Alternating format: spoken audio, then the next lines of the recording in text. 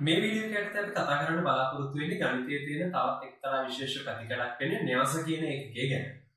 න්‍යාස ගැන මූලික අවබෝධයක් ගන්න අවශ්‍ය ඕනම කෙනෙක්ට මේ වීඩියෝ එක ගොඩක් වැදගත් වෙනවා. එහෙනම් පටන් ගමු න්‍යාස කියන එකකේ අධ්‍යයනය කරන්න. මුලින්ම යනවා න්‍යාසයක අර්ථ දැක්වීම. න්‍යාසයක් අපි අර්ථ දක්වන්න වෙන්නේ මෙහෙමයි. ත්‍රිකෝණාශ්‍ර ආකාරයකට සකසන ලද සංඛ්‍යා සමූහයක් තමයි අපි න්‍යාසයක් කියලා සාමාන්‍යයෙන් හඳුන්වන්නේ. तर මේකේ මේ වාක්‍යම අදහසෙන් එකපාරම හොඳ අදහසක් තමන්ගේ ඔළුවට යන්න නැති වෙන්න පුළුවන්. හොඳයි අපි යමු උදාහරණයකට. හිතන්න මම දන්නවා සංඛ්‍යා 6ක්. මේ සංඛ්‍යා 6 මම තියලා තියෙනවා එක්තරා ත්‍රිකෝණාශ්‍රයක හැඩයට. ඔබට පේනවා. तर මෙන්න මේක අපි සරලව හඳුන්වනවා න්‍යාසයක්. තවම සම්පූර්ණ නැහැ. සංඛ්‍යා 6ට දෙපසින් අපි දානවා සරල වරහන් දෙකක්. හෝ සමහරක් වෙලාවට කොටු වරහන් දෙකක් එකක් පාවිච්චි කරන්න පුළුවන්. දැන් අපි මේකට කියනවා න්‍යාසයක්. सामान्य न्यासයක් සංකේතවත් කරන්න පාවිච්චි කරන්නේ ඉංග්‍රීසි වලදී කැපිටල් අක්ෂර. මම කැපිටල් A ගෙන් මේක සංකේතවත් කරනවා මට ලියන්න පුළුවන් කැපිටල් A සමානයි න්‍යාසය. හොඳයි. න්‍යාසයක තියෙන සංඛ්‍යා හඳුන්වනවා අපි න්‍යාසයේ තියෙන අවයව ලෙස. ඒතර ඇත්තම කිව්වොත් මේකට තියෙන අවයව 6ක්. මට මේ අවයව 6 තිරස් අතර සහ සිරස් අතට සමූහණය කරන්න පුළුවන්. ඒ කියන්නේ කණ්ඩායම් කරන්න පුළුවන්. න්‍යාසයක තියෙන අවයව තිරස් අතර සමූහණය කරාම ඒ සමූහ වලට අපි කියනවා නම න්‍යාසයක පේලි. එතකොට පැහැදිලිව පේනවා මේ න්‍යාසයේ තියෙනවා පේලි දෙකක්. පළවෙනි පේලිය දෙවෙනි පේලිය නම. ඒ වගේමයි සිරස් අතට සමූහණය කරන ලද සංඛ්‍යා ඛණ්ඩ වලට අපි කියනවා න්‍යාසයක තියෙන තීරු එහෙම නැත්නම් තීර. එතකොට පැහැදිලිව පේනවා මේ න්‍යාසයේ තියෙනවා තීරු තුනක්. පළවෙනි තීරුව, දෙවෙනි තීරුව සහ තුන්වෙනි තීරුව නම. තවත් විශේෂත්වයක් මෙතන බැලුවොත් පේන්න ඕන. න්‍යාසයක තියෙන පේලි ගානක් තීරු ගානක් ගුණ කරාම හරියටම ලැබෙනවා න්‍යාසයේ තියෙන අවයව ගාන. එතකොට මේ න්‍යාසයේ අවයව ගානෙන් තමයි න්‍යාසයේ ප්‍රමාණය ගැන කියන්නේ. න්‍යාසයේ කොච්චර විශාලද කුඩාද කියන එක. න්‍යාසයේ තරම වෙන විදිහකට කියනවා. එතකොට මේ න්‍යාසයක පේලි ගානක් තීරු ගානක් පාවිච්චි කරලා න්‍යාසයක තරම නිරූපණය කරන්නත් එක්තරා සංකේතයක් නිර්මාණය කරනවා. අපි න්‍යාසයක තියෙන පේලි ගාන තීරු ගාන සමග ගුණ කිරීමේ ලකුණක් සහිතව මෙන්න මේ විදිහට ලියනවා. අපි මේක හඳුන්වනවා න්‍යාසයක ගණය කියලා. හොඳින් මතක තියාගන්න මේක සුළු කරලා උත්තරයක් ලෙස අපි කවදාවත් ලියන්නේ නැහැ. දෙවතාවක් 3 6යි කියලා නැහැ. මේක සංකේතයක්. මේ සංකේතේ පළවෙනි ඉලක්කම දිහා බලුවම අපිට න්‍යාසයේ තියෙන පේලි ගාන දෙවෙනි ඉලක්කමෙන් න්‍යාසයේ තියෙන තීරු ගාන බොහොම හොඳින් පැහැදිලි වෙනවා. ඒ නිසා හොඳින් මතක තියාගන්න මේක සංකේතයක් අවසාන අගයක් නෙවෙයි. ඒ වගේමයි අපිට අවශ්‍ය නම් මේ දෙක සුළු කරලා බලන්න පුළුවන් එකෙන් ලැබෙනවා න්‍යාසයේ තියෙන අවයව ගාන. හොඳයි. ඊළඟට අපි බලනවා න්‍යාසයක් සාධාරණ නිරූපණය කරන්නේ කොහොමද කියලා. හොඳයි. මම ගන්නවා අර කැපිටල් A න්‍යාසයම. දැන් මම සලකනවා මේකට තියෙනවා පේලි n ගානක් සහ තීරු m ගානක්. මේ n කියන්නේ යම්කිසි සාධාරණ අගයන් දෙකක්, නිකිල දෙකක්, ධන නිකිල දෙකක්. හොඳයි. මම ගන්නවා කැපිටල් A කියන න්‍යාසය වරහණක් සහිතව. හිතන්න මේකේ තියෙන පේලි n ගාන තුල මට පුළුවන් i වන පේලියක් නම් කරන්න. i කියන්නේ යම්කිසි සාධාරණ අගයක්. අර වගේමයි. ඒ වගේම මේකේ තියෙන පේලි m ගාන තුල මට පුළුවන් j වන පේලියක් නම් කරන්න. ඔබට පැහැදිලිව පේන්න ඕන i වන පේලිය සමවෙන්න j වන තීරුව. i වන පේලිය සහ j වන තීරුව කැපෙන තැන තියෙන්න ඕන එක්තරා අවයවයක්. මට පුළුවන් මේ අවයවය නම් කරන්න සාධාරණව කොහොමද aij කියන නමින්. එතකොට මේ සිම්පල් a පාවිච්චි කරන්නේ න්‍යාසයේ අවයවය නියෝජනය කරන්න. ij කියන දෙක පාවිච්චි කරන්නේ තමන් ඉන්න ස්ථානය නියෝජනය කරන්න. එතන i ගෙන් කියවෙනවා එහෙම නැත්නම් පළවෙනි ඉලක්කමෙන් කියවෙනවා ඉන්න පේලි අංකය, දෙවෙනි ඉලක්කමෙන් කියවෙනවා තමන් ඉන්න තීරුව අංකය. හොඳයි. දැන් මේක අපි ප්‍රසාරණය කරලා ලියමු. ඒ කියන්නේ මුළු න්‍යාසයම මේ ආකාරයෙන් ලියන්න උත්සාහ කරමු අවයව. හොඳයි. මම නැවත ගන්නවා කැපිටල් A න්‍යාසය. හිතන්න පළවෙනි පේලිය සහ පළවෙනි තීරුව මේ දෙක කැපෙන තැන තියෙන්නේ අපේ න්‍යාසයේ ආරම්භකම අවයවය. මට මේක ලියන්න පුළුවන් එහෙනම් A11 කියන ආකෘතිය. හොඳයි. ඊළඟට පළවෙනි පේලිය දෙවෙනි තීරුව A12, ඊළඟට පළවෙනි පේලිය තුන්වෙනි තීරුව A13 මේ ආදී වශයෙන් පළවෙනි පේලිය අවසාන තීරුව m වන තීරුව මට කොහොමද ලියන්න පුළුවන් පළවෙනි පේලිය m වන තීරුව එහෙනම් A1m මෙන්න මේ ආකාරයෙන්. හොඳයි මේ විදිහට මම සලකනවා දෙවෙනි පේලිය පළවෙනි තීරුව A21 දෙවෙනි පේලිය දෙවෙනි තීරුව A22 ආදී වශයෙන් ඔබට පේනවා ඇති මෙන්න මේ ආකාරයට මට ලියන්න පුළුවන්. හොඳයි මේ විදිහට මම ගන්න අවසානම පේලිය බොහොම පැහැදිලි. අවසානම පේලිය කියන්නේ n වන පේලිය. එතකොට පළවෙනි තීරුව n වන පේලිය පළවෙනි තීරුව මට ලියන්න පුළුවන් ඒ අවයවය an1 කියලා. බොහොම පැහැදිලි. මොකද n වන පේලිය පළවෙනි තීරුව. ඊළඟ එක an2, an3 ආදී වශයෙන් anm අවසානම අවයවය. හොඳයි. මම නැවත ගන්නවා මේක ඉදිරියට. දැන් මේකටම අර අපි කලින් කතා කරපු න්‍යාසයේ ගණය ඔබට මතක නේද? න්‍යාසයේ ගණය ලෙස අපි හඳුන්වන්නේ පේලි ගාන ගුණ කිරීම තීරු ගාන කියන සංකේතය. මෙන්න මේක න්‍යාසයේ දකුණු පස යටම කෙළවරෙන් අපි ලියනවා මෙන්න මේ ආකාරයට. දැන් අපේ න්‍යාසය සම්පූර්ණයි. මෙන්න මෙහෙමයි අපි න්‍යාසයක් සාධාරණව නිරූපණය කරන්නේ. නමුත් මේකත් අපි සලකන්නේ න්‍යාසයක් සාධාරණව නිරූපණය කිරීමේ සංක්ෂිප්ත අවස්ථාවක් විදිහට නෙවෙයි. ටිකක් ප්‍රසාරණය කරලා ලියපු අවස්ථාවක් විදිහට. අපිට පුළුවන් මේක මෙන්න මේ ආකාරයට සංක්ෂිප්ත කරලා දක්වන්න. කොහොමද? අර සියලුම අවයව වෙනුවට සාධාරණ අවයව ඒවත් AIJ වලියලා කොටු ආරම්භයක් තුල පැත්තකින් න්‍යාසයේ ගණය ලියනවා. හොඳයි. මේ වෙනකම් අපි කතා කරේ න්‍යාසයක් අර්ථ දක්වන්නේ කොහොමද? එයාගේ මූලික ලක්ෂණ මොනවද සහ එයාව සාධාරණව නිරූපණය කරන්නේ කොහොමද කියන දේ. මෙතනින් ඉස්සරහට අපි කතා කරන්න බලාපොරොත්තු වෙනවා න්‍යාස වර්ග මොන වගේද පවතින්නේ. නැත්නම් මොනවද න්‍යාස වර්ග තියෙන සහ ඒවා වෙනස් වෙන්නේ කොහොමද කියන එක. හොඳයි. අපි යන්නේ කොටසට. න්‍යාස වර්ග. පළවෙනිම න්‍යාස වර්ගයේ විදිහට මම හඳුන්වනවා පේලි න්‍යාසය. බලමු කොහොමද මේ පේලි න්‍යාසය හැදෙන්නේ කියලා. අපි කියනවා පේලි ගණන එකක් වන න්‍යාසයක් තමයි පේලි න්‍යාසයක් කියලා හඳුන්වන්නේ. බොහොම සරලයි. ඒක තරම් සංකීර්ණ දෙයක් නෙවෙයි. අපි උදාහරණයකට යමු. ඔබට පැහැදිලිව පේනවද මේ න්‍යාසයේ තියෙන හරියටම එක පේලියයි. අපි පේලි වල ගාන නිරූපණය කරන්න දාපු සංකේතය උනේ n. ඒ කියන්නේ මේකේ n එකයි. මට මේකේ ගණයක් ලියන්න පුළුවන්. පේලි ගාන එකයි. නමුත් බැලුවොත් තේරෙනවා මේක දෙනවා හරියටම තීරු 3ක්. එහෙනම් මට මේක ලියන්න පුළුවන් එක වැඩි කිරීම 3 ගණයක් සහිත න්‍යාසයක්. ඒවත් පේලි න්‍යාසයක්. හොඳයි. දෙවෙනි වර්ගය. තීරු න්‍යාස.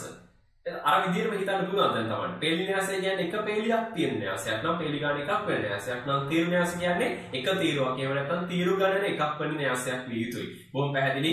මට උදාහරණයක් දෙන්න පුළුවන් මෙන්න මේ ආකාරයට. එතන මේකේ තීරු ගණන ඒවත් m එකයි. මට මේකේ ගණය ලියන්න පුළුවන් ඔබට පැහැදිලිව පේනවා. මේකේ එක තීරුවක් වුණාට පේලි තියෙනවා 3ක්. එහෙනම් 3 වැඩි කිරීම 1 මේ න්‍යාසයේ ගණය. හොඳයි. අපි යනවා තුන්වෙනි වර්ගයට. සමචතුරස්‍ර න්‍යාස. දැන් මොහොතකට ඔබ හිතලා බලන්න අපි මුලදීම කිව්වා න්‍යාස කියන්නේ ඍජුකෝණාශ්‍රාකාරයට සකසන ලද සංඛ්‍යා සමූහයක්. එතකොට ඍජුකෝණාශ්‍රාකාර හැඩයක් දැන් මෙතන අපිට කියනවා සමචතුරස්‍ර න්‍යාසයක්. අපි දන්නවා ඍජුකෝණාශ්‍රයක් සමචතුරස්‍රයක් වෙන්න බද්ධ පාද දෙක සමාන වෙන්න ඕන. දැන් මේකේ පාද වෙනස ක්‍රියා කරන්නේ පේලි ගාන සහ තීරු ගාන. එහෙනම් මේ සමචතුරස්‍ර න්‍යාසය හැදෙනකොට මොකක්ද වෙන්න ඕන? පේලි ගාන සහ තීරු ගාන සමාන වෙන්න ඕන. ඔව් අපි සමචතුරස්‍ර න්‍යාසය අර්ථ දක්වන්නේ පේලි ගානත් තීරු ගානත් සමාන කරන ලද නැත්නම් සමාන වෙන න්‍යාසයක් පිළියෙල. එතකොට ඇත්තම අපිට පේන්න තියෙන ඍජුකෝණාශ්‍රයකට එහා ගියපු හැඩයක්. මොකද්ද? හරියටම සමචතුරස්‍ර හැඩයක්. හොඳයි. අපි උදාහරණයකට මෙන්න උදාහරණය 2.1.3 සමචතුරස්‍රාකාර හැඩයක්. අපි දන්නවා එහෙනම් මේකේ පේලි ගානත් තීරු ගානත් සමාන වෙලා තියෙනවා. n සමානයි. එහෙනම් මට මේකේ ගණය ලියන්න පුළුවන්. මේකේ පේලි 2යි තීරු 2යි 2 වැඩි කිරීම 2. හොඳයි. අපි යනවා ඊළඟ න්‍යාස වර්ගයට ශුන්‍ය න්‍යාස. බොහොම පැහැදිලිව අපි ශුන්‍ය න්‍යාසයක් අර්ථ දක්වනවා මෙන්න මේ විදිහට. සියලු අවයව ශුන්‍ය වෙන න්‍යාසයක් තමයි අපි ශුන්‍ය න්‍යාසයක් කියලා හඳුන්වන්නේ. ඒකට මට ලියන්න පුළුවන්. උදාහරණයක්. මෙන්න මේ ආකාරයේ. එතන මේකේ සේරම අවයව ශුන්‍යයි. මට මේකේ ගණය ලියන්න පුළුවන් කීයද? 2 වැඩි කිරීම 3. මේක පේලි 2යි තීරු 3යි. බොහොම පැහැදිලි. හොඳයි. ඊළඟට අපි කතා කරනවා ටිකක් වෙනස් කොටසක් ගැන. මේක න්‍යාස වර්ගයක් නෙවෙයි. හොඳින් තේරුම් ගන්න මේක න්‍යාස වර්ගයක් නෙවෙයි. මේක ඕනම න්‍යාසයකට කළ හැකි යම් ක්‍රියාවක්. හොඳයි. අපි ඒක හඳුන්වනවා නමින් න්‍යාසයක පෙරළුම. නැත්නම් පෙරළුම් න්‍යාසය කියලා හඳුන්වනවා. හොඳයි. අපි බලමු මුලින්ම පෙරළුම් න්‍යාසය හැදෙන්නේ කොහොමද කියලා. අපිට පැහැදිලිව පේනවා මොකද්ද කියලා තියෙන්නේ. න්‍යාසයක සියලු පේලි අනුරූප තීරු ලෙස ලියු විට ලැබෙන න්‍යාසයයි. වරහන් ඇතුලේ තවත් දෙයක් තියෙනවා. මම පසුව පැහැදිලි කරන්නම්. අපි අර උදාහරණයකට. හිතන්න මම න්‍යාසයක් ගන්නවා කියලා. මේක 2 වැඩි කිරීම 3 ගණයේ සහිත න්‍යාසයක්. 1 2 3 4 5 තමයි අවයව ලෙස පිළිගන්නේ. මම දැන් මේ න්‍යාසය පාවිච්චි කරලා අලුත් න්‍යාසයක් හදනවා. මම මුලින්ම මේ න්‍යාසය ලියන්නම්. මෙන්න මේ න්‍යාසය අවසාන න්‍යාසය. ඔබට පැහැදිලිව පේනවද? පළමු න්‍යාසයෙන් ඉඳලා දෙවෙනි න්‍යාසයට යනකොට සිද්ධ වෙච්ච දේ. හරි අපි පටන් ගමු. පළමු න්‍යාසයෙන් මම ගන්නවා පළවෙනි පේළිය 1 2 3. ඔබට පැහැදිලිව පේනවා ඇති ඒක දෙවෙනි න්‍යාසයේ පළවෙනි තීරුව ලෙස ලියවිලා තියෙනවා. අන්න බලන්න අර අර්ථ දැක්වීමේ තියෙන සම්බන්ධය. සියලු පේළි අනුරූප තීරු ලෙස. ඒ කියන්නේ පළවන පේළිය පළවන තීරුව ලෙස. පැහැදිලිද සම්බන්ධය? එන ඔය විදිහටම දෙවෙනි පේළිය දෙවෙනි තීරුව ලෙස. බොහොම පැහැදිලි. දැන් මොකක්ද අතන අර වරහණේ තිබුණේ? සියලු තීරු පේළි ලෙස. ඔව් ඔබට එහෙමත් හිතන්න පුළුවන්. දැන් මම කරේ පේළි තීරු ලෙස ලියපු එක. ඇයි ඔබට බැරි තීරු පේළි ලෙස ලියන්න උත්සාහ කරනවා? අපි උත්සාහ කරමු. පළවෙනි න්‍යාසයේ පළවෙනි තීරුව තමයි 1 4. ඔබට පැහැදිලිව පේනවා. ඒ 1 4 අලුත් න්‍යාසයේ පළවෙනි පේළිය බවට පත් වෙලා 1 4. අන්නේ විදිහට එතකොට ඔන්න යාන්ත්‍රණයක් කරාම අපිට ඒත් ලැබෙන්නේ අර න්‍යාසයමයි නේද? ඒ වැඩ දෙකකින් ඕනම එකක් කරන්න. දෙකම නෙවෙයි දෙකෙන්ම සිද්ධ වෙන්නේ එකම අවසාන ප්‍රතිඵලය. අපි මෙන්න මේක හඳුන්වනවා න්‍යාසයේ පෙරළුම ලෙස. හොඳයි. ඔබට පැහැදිලිව පේනවද මේකේ ගණය 3 වැඩි කිරීම දෙකයි. එතකොට පටන් ගන්න න්‍යාසයේ ගණය 2 වැඩි කිරීම 3යි. පේනවද සම්බන්ධය? ඔව්. අතන තිබිච්ච පේලි ගාන දැන් මෙතන තීරු ගාන බවට පත් වෙලා මෙතන තිබිච්ච පේලි ගාන සම වෙන තීරු ගාන අවසාන න්‍යාසයේ පේලි ගාන බවට පත් වෙලා. ඒ කියන්නේ ඇත්තටම කිව්වොත් පේලි ගාන තීරු ගාන මාරු වෙලා. ගණයේ අවයව දෙක මාරු වෙලා. ඔව් අන්නේ සංසිද්ධිය සිද්ධ වෙලා තියෙනවා. ඔබ මොකටද හිතන්නේ මේකේ නම න්‍යාසයක පෙරළුම. ඍජුකෝණාශ්‍රයක් පෙරළුවකින් අන්නේ දේ තමයි ඇත්තටම මෙතනදි සිද්ධ වෙලා තියෙන්නේ. ඒ නිසා අපිට අර නමෙන් පවා මේකට හොඳ අදහසක් ගන්න පුළුවන්. හොඳයි. මේකට අපි දෙනවා සංකේතයක්. කොහොමද? කැපිටල් A කියන කෙනාගේම ඉහළින් දකුණු පස ඉහළින් අපි දානවා කැපිටල් T අක්ෂරය. මේ T අක්ෂරය දාන්නේ පෙරළුමට අපි ඉංග්‍රීසියෙන් කියනවා ට්‍රාන්ස්පෝස් එක ගන්නවා කියලා. අන්නේ පළවෙනි කැපිටල් පළවෙනි ඉංග්‍රීසි අකුර T. ඒක තමයි අපි A ගේ දකුණු පස ඉහළ කෙළවරෙන් ඔන්න ඔය විදිහට ලියලා සංකේතයක් නිර්මාණය කරන්නේ. AT ගෙන් තමයි න්‍යාසයේ පෙරළුම නිරූපණය කරන්නේ. හොඳයි අපි යම් තවත් උදාහරණයකට B න්‍යාසයක් 2.1.3 න්‍යාසයක් මේක 2 වැඩි කිරීම දෙක න්‍යාසයක් මට පුළුවන් මේක පෙරළුම ලියන්න. ඔබ පැහැදිලිව බලන්න. පළවෙනි පේලිය 2.1 ඒක ලියලා තියෙනවා දැන් පළවෙනි තීරුව ලෙස 2.1. දෙවන පේලිය ආරම්භක න්‍යාසයේ 0.3 ඒක ලියලා තියෙනවා අලුත් න්‍යාසයේ පළවෙනි දෙවන තීරුව ලෙස 0.3. බොහොම පැහැදිලි. හොඳයි. මම යනවා තවත් උදාහරණයකට කැපිටල් A සමානයි 1.35 මෙන්න තවත් න්‍යාසයක්. අපි මේ න්‍යාසයේ පෙරළුමු. හොඳයි මම මේක පෙරළුව දෙන්න ඔබට පැහැදිලිව පේනවා පෙරළුම් න්‍යාසය. පෙරලා ලැබිලා තියෙන න්‍යාසය. බොහොම සරලයි.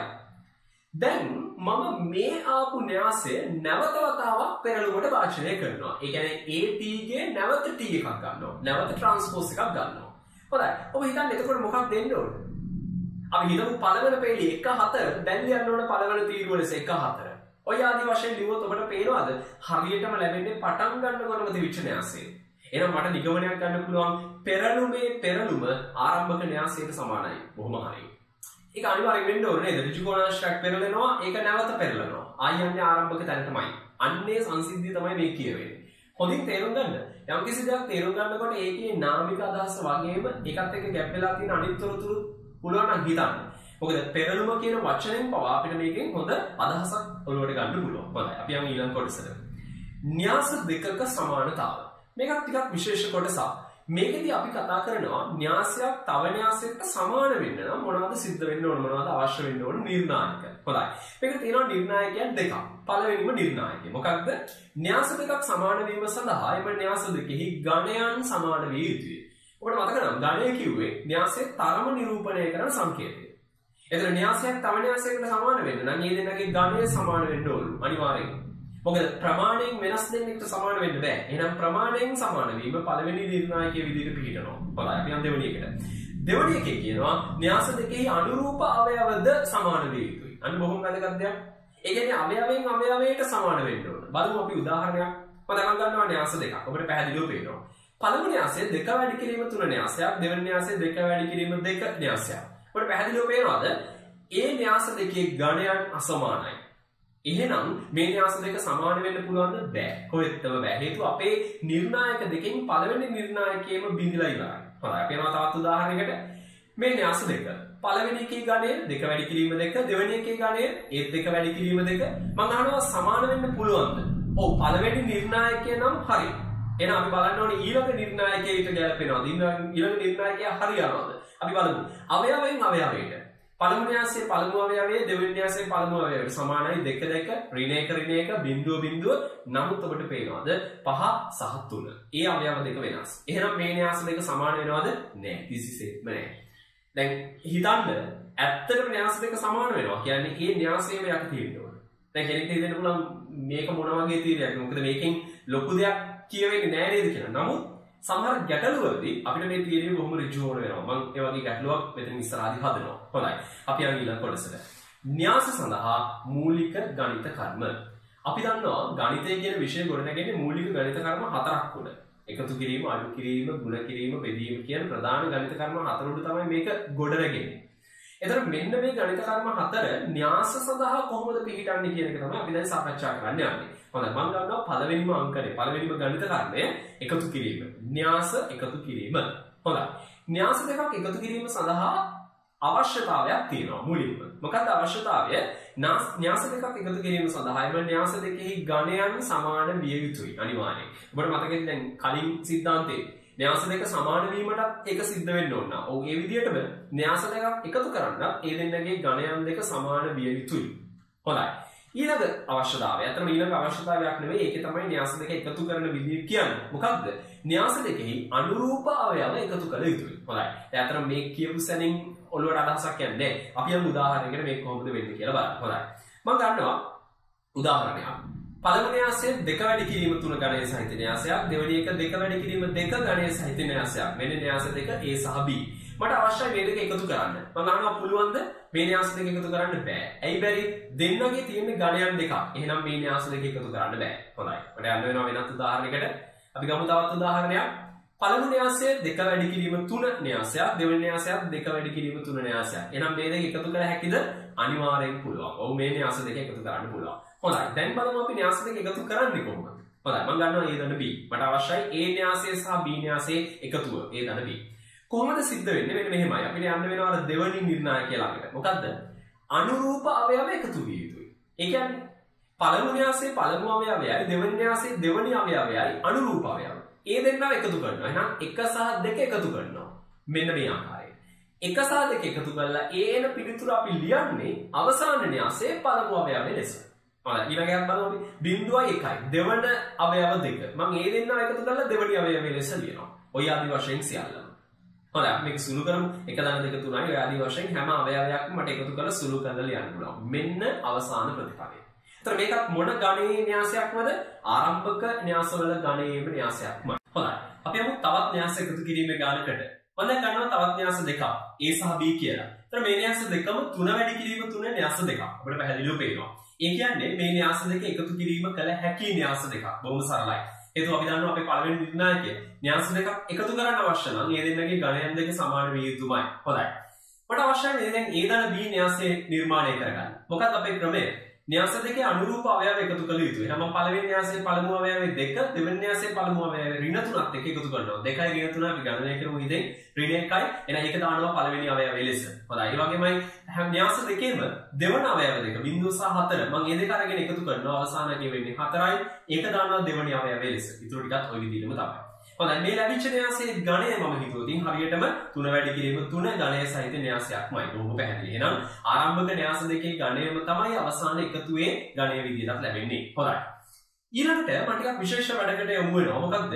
න්‍යාස දෙකක එකතුව එක්තරා න්‍යායන් දෙකක්. ගණිතය තුල පවතින එක්තරා න්‍යායන් දෙකක් පිළිපදිනවා. අපි මේ න්‍යායන් දෙක හඳුන්වනවා න්‍යායාධීශ සහ සංඝටක න්‍යායන් කියලා. එතකොට මෙන්න මේ න්‍යායන් දෙකට කොහොමද න්‍යාස එකතුව පිළිපදින්නේ කියන එක අපි දැන් උදාහරණකින් බලමු. හොඳයි. මම ගන්නවා එක්තරා න්‍යාස දෙකක් A සහ B කියලා. යම් කිසි න්‍යාස දෙකක්. හිතන්න මේ දෙක එකතු කළ හැකි න්‍යාස දෙකක් කියලා. හොඳයි. මට පුළුවන් පළවෙනි න්‍යාය හඳුන්වන්න න්‍යායාධීශ න්‍යාය. කොහොමද න්‍යායාධීශ න්‍යාය හඳුන්වන්නේ? A ධන B සමානයි B ධන A. ඔන්න ඔක තමයි න්‍යායාධීශ න්‍යාය. එතකොට ඇත්තටම න්‍යායාධීශ න්‍යායදී කියවෙන්නේ මොකක්ද? කොහොම සරල දෙයක් නේද? මොකක්ද? න්‍යාස දෙකක් එකතු කිරීමේදී පිළිවෙල වැදගත් නැහැ කියන එක තමයි න්‍යායාධීශ න්‍යාය කියවෙන්නේ. ඒ කොහොමද එතෙන්දී කියවෙන්නේ? මෙන්න මෙහෙමයි. A ධන B හරියටම සමානයි B ධන A ට. අපි දන්නවා A ධන B කියන්නේ A ට B එකතු කරන කියන අදහස. ඒ වගේම B ධන A කියන්නේ B ට A එකතු කරනවා කියන අදහස. ඒ දෙක අගයන් වශයෙන් අවසාන පිළිතුර වශයෙන් ඒ දෙක සමානයි. හොඳයි. ඔන්න න්‍යායාධීශ න්‍යාය. අපි බලමු දෙවෙනි න්‍යාය සංඝටක න්‍යාය. ඒතර ඒකෙදි තවත් C කියලා න්‍යාසයක් අපිට අවශ්‍ය වෙනවා. අපි හිතමු එයත් අර විදිහට එකතු කරන්න පුළුවන් න්‍යාසයක් කියලා. මොකද්ද සංඝටක න්‍යායදී කියවෙන්නේ?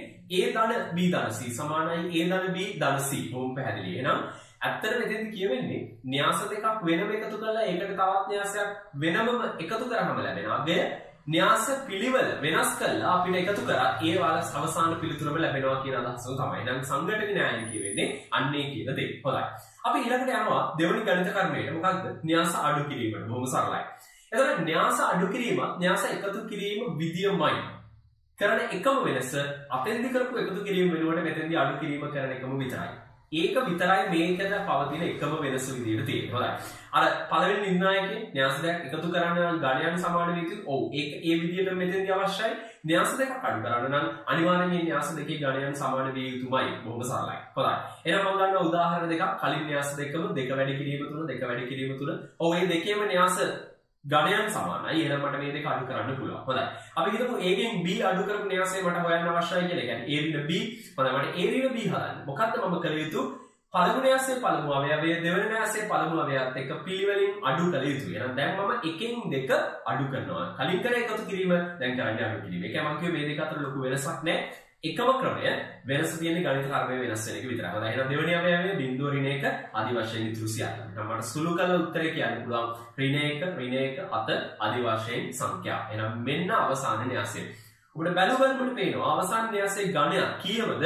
දෙක වැඩි කිරීම 3මයි. ඒ කියන්නේ ආරම්භක න්‍යාසවල ගණයමයි. ඒකේ කිසිම වෙනසක් සිද්ධ වෙන්නේ නැහැ. හොඳයි. අපි යනවා ඊළඟ කොටසට.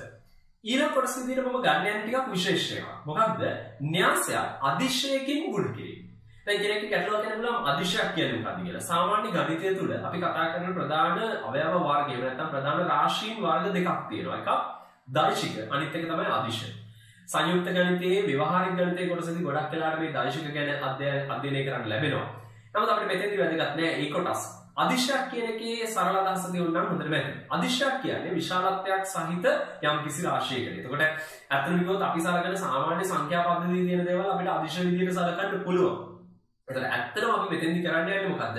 න්‍යාසයක් සාමාන්‍ය අපි දන්න සංඛ්‍යාවකින්, තාත්වික සංඛ්‍යාවකින් ගුණ කරන්න යන්නේ. හොඳයි. දැන් මේ වෙනකන් කරපු හැමදේම කරේ න්‍යාස දෙකකට. නමුත් මෙතෙන්දී න්‍යාසයක් අදිශයක් එක්කයි ගුණ කරන්න ලෑස්ති වෙන්නේ. හොඳයි. අපි බලමු කොහොමද කරන්නේ කියලා. මම ගන්න උදාහරණයක් එක්තරා න්‍යාසයක් කැපිටල් A. මේක දෙක වැඩි කිරීම 3 න්‍යාසයක්. හොඳයි. ඒ වගේම මම ගන්නවා ලැම්ඩා කියලා අදිශයක්. ලැම්ඩා සමානයි 2. යම් කිසි අගයක්. හොඳයි. හිතන්න මට අවශ්‍යයි කියලා මේ අදිශයෙන් මේ න්‍යාසය ගුණ කරන්න හේවත් ලැම්ඩා A හොයන්න මට අවශ්‍යයි කියලා හිතමු. මොකක්ද ක්‍රමය? බොහොම සරලයි. අනුරූප අවයව සියල්ලම මේ අදිශයෙන් ගුණ කරන්න. එපමණයි. මම පළවෙනි උදාහරණය දෙන්නම්. 2 ගුණ කරන්න පළමු අවයවයෙන් එකෙන් ඒක තමයි අවසාන පළමු අවයවය වෙන්නේ. ඒ වගේම 2 ගුණ කරන්න බිංදුවෙන් දෙවෙනි අවයවය ආදී වශයෙන් ඉතුරු සියල්ල. මේක සුළු කරගන්න පුළුවන් ඕන කෙනෙක්ට. බොහොම සරලයි. 2.6 ආදී වශයෙන් වන සංඛ්‍යා. එහෙනම් බොහොම පැහැදිලි න්‍යාසයක් අදිශයකින් ගුණ කිරීම මේක බොහොම සරල කොටසක්. හොඳයි අපි තවත් උදාහරණයක් ඒකට බලමු. අතපසු වෙච්ච දෙයක් මොකද්ද? ඒ න්‍යාසයේ ගණය අවසානයේට ආරම්භක න්‍යාසයේ ගණයමයි දෙක වැඩි කිරීම 3මයි. මේ හැම දෙයකම න්‍යාසවල ගණය වෙනස් වෙන්නේ. අන්නේ කියන විශේෂ ලක්ෂණය මේ හැම එකක් එක්ක වෙනවා. හොඳයි. අපි තවත් උදාහරණයකට යමු. මම ගන්නවා තවත් න්‍යාසයක් 3 වැඩි කිරීම 3 න්‍යාසයක් කැපිටල් A කියලා. ඒ වගේම ලැම්ඩා මම ගන්නවා ඍණ 3යි. මේ වෙලාවේ ලැම්ඩා කියන ඍණ ආගයක්. ඒක ගැටලුවක් නෙවෙයි. ගුණ කිරීමට ඒක ගැටලුවක් වෙන්නේ නැහැ. හොඳයි. මම හොයනවා ලැම්ඩා A න්‍යාසය කොහොමද හදන්නේ? අර විදියටම සියලුම අවයව ඍණ 3ෙන් ගුණ කරනවා. අපි බලමු පළමු අවයවයේ 2යි ඍණ 3ෙන් ගුණ කරාම ඍණ 6යි, දෙවෙනි අවයවයේ බිංදුවයි, ඒක ඍණ 3ෙන් ගුණ කරාම බිංදුවයි ආදී වශයෙන්. ඒ වගේමයි ගණය ඔබට පැහැදිලිව පේනවා 3 වැඩි කිරීම 3. ආරම්භක න්‍යාසයේ ගණයමයි. මේ වෙනකන් කරපු සිද්ධාන්ත කොටස් පාවිච්චි කරලා අපි ගණන් කිහිපයක් සාකච්ඡා කරමු. මම ගන්නවා පළවෙනි ගාන. ඔබට මේවැදී A හා B යන න්‍යාස දෙක සලකන්න. 2a ධන b සමානයි යම්කිසි න්‍යාසයක් හා a ඍණ b සමානයි තවත් න්‍යාසයක්. නම් a හා b න්‍යාස දෙක සමානයි. ඔබට පැහැදිලිව පේන්න ඕන 2a ධන b. මෙතනදී අතරම ගලා තියෙන a න්‍යාසය දෙකෙන් ගුණ කරලා b එකතු කරලා. ඒ සියල්ලම අපි දැන් මේ වෙනකොට සාකච්ඡා කරමු ගණිත කර්ම. ඊළඟට තියෙන a ඍණ b න්‍යාස දෙක අඩු කරලා ඒත් තවත් ගණිත කර්මයක්. එහෙනම් අතරම මෙන්න මේ කොටස් දෙක පාවිච්චි කරලා මේ දත්ත දෙක පාවිච්චි කරලා අපිට සිද්ධ වෙනවා a සහ b කියන න්‍යාස දෙක හොයන්න. හොඳයි. මම ගන්නවා මේ දත්ත දෙක නැවතවත් ආවා. ඔබට පැහැදිලිව පේන්න ඕන මේ න්‍යාස කොටස් දෙක අයින් කරලා ඊතර සංඛ්‍යා දෙකක් තියුණා නම් මේ තියෙන්නේ සාමාන්‍ය සමගාමී සමීකරණ දෙකක්. අපි සාමාන්‍යයෙන් ගොඩක් වෙලාවට පුරුදුයි සමගාමී සමීකරණත් එක්ක වැඩ කරලා. මේ තියෙන්නේ ඒ වගේ දෙකක්. ඔව්. නමුත් තියෙන්නේ න්‍යාස වලින්. අන්න ඒකයි මේ විදිහේ විශේෂත්වය. හොඳයි. අපි සාමාන්‍ය සමගාමී සමීකරණ වල කරනවා වගේම මම මේ ප්‍රකාශන දෙක 1 සහ 2 කියලා නම් කරගන්නවා. හොඳයි. දැන් පටන් ගන්නවා මම මේක විසඳන්න. අපි දන්නවා සමගාමී සමීකරණ දෙකක් විසඳද්දී ගොඩක් වෙලාවට අපි කරන්නේ එක නොදන්න පදයක් කැපෙන විදිහට මේවා එකතු කිරීම හෝ අඩු කිරීම කරන එක.